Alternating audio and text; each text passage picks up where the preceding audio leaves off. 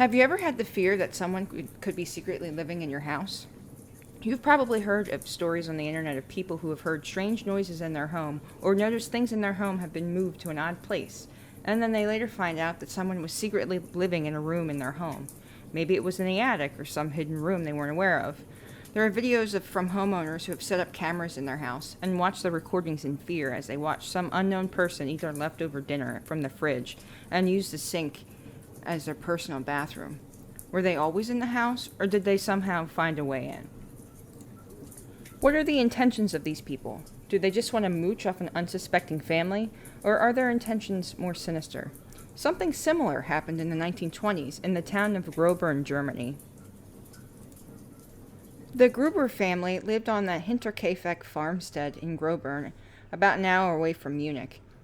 Victoria Gruber lived with her two children, her 7-year-old daughter Kazelia and her 2-year-old son Josef, and Victoria's elderly parents, Andreas and Kazelia.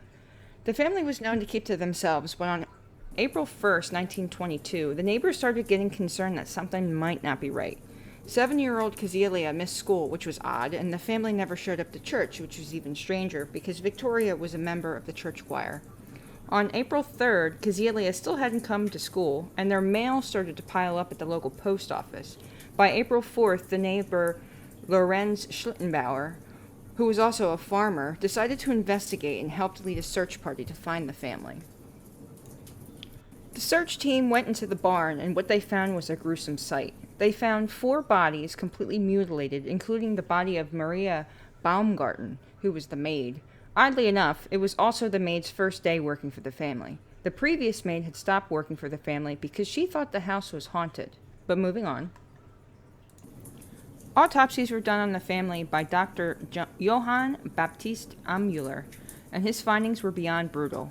Elder Kazelia had been strangled and had 7 blows to the head, leaving her with a cracked skull. Her husband, Andreas, was covered in blood and his cheekbones were protruding from his face. Victoria's skull was also bashed in, and her skull showed star-shaped wounds, and the right side of her face was bashed in, most likely from a blunt object. Young Kazelia's jawbones were completely shattered, and she had circular wounds on her face and neck. However, it is believed that Kazelia survived her attack because they found clumps of her hair that she had pulled out, most likely due to shock, but she ultimately died of her wounds.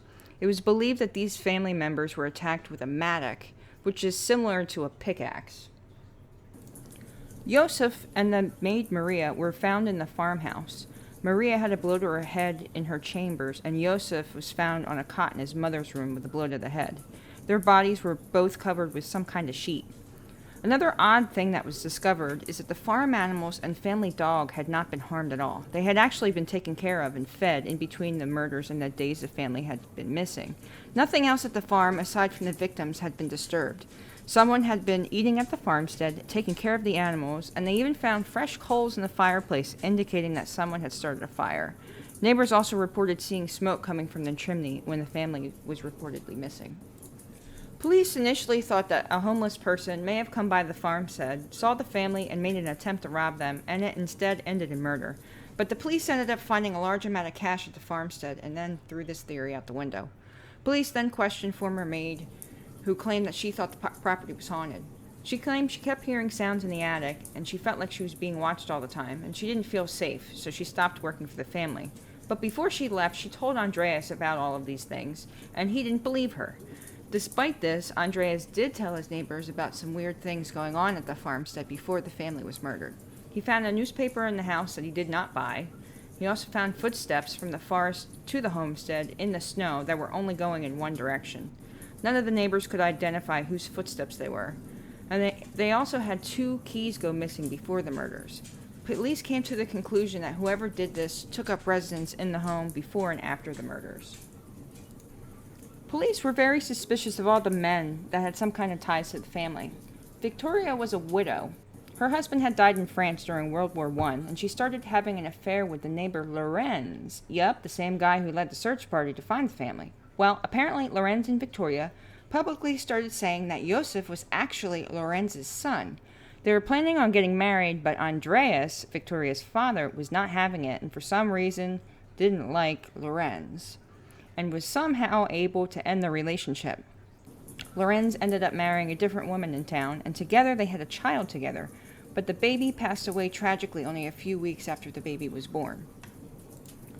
So police really thought Lorenz had something to do with the murders. They believed that Lorenz was grief-stricken from the death of his child. Mix that with the fact that Andreas caused his relationship with Victoria to end, he may have been angry and bitter. They thought he went to the farm and murdered Victoria and her family out of anger and rage. During the investigation, they thought he was too calm. He didn't have an adverse reaction to finding 6 mutilated bodies, and they thought he was suspicious. He knew his way around the farm because he had been there often because at one point he was dating Victoria, and he knew how to take care of farm animals because he had animals at his farm. But police could never place him at the scene of the crime, and he was eliminated as a suspect. Police then started looking into Victoria's husband, Carl Gabriel, but as I said before, he had died in France during World War I, and there was documentation and witnesses to his death, which was 10 years prior to the Gruber family murder. So as expected, he was eliminated pretty quickly. And then we get into some incestuous territory. Another theory popped up that Andreas was actually Joseph's father, and that Andreas did a murder-suicide, taking out the family and the maid and then himself. This theory came out of the neighboring towns because there was talk that Andreas was an abusive man and that he actually had multiple children with Casilia, but only Victoria survived his abusive behavior, implying that he had murdered his other children. To me, this is a bit of a stretch because it sounds more like hearsay than anything else, and there's no proof that he had any other children, but anyway. It would also be extremely difficult for Andreas, or Victoria for that matter, to self-inflict those kinds of wounds that were found. At one point, the skulls of the victims were actually given to clairvoyants to see if they could find any metaphysical clues as to who killed the family, but I guess the heads weren't talking because nothing ever came of that. During World War II, the heads were either lost or destroyed, and now the family is buried in Weidhofen, Germany, without their heads. In 1923, the farm was demolished. All the evidence is either too far gone or lost to provide any more clues. In 2007, the Fürstenfeldbruck Police Academy actually opened the case as a cold case, but as I stated before, the evidence left is too far gone, and some of the suspects have already passed away, so they couldn't really agree on a theory.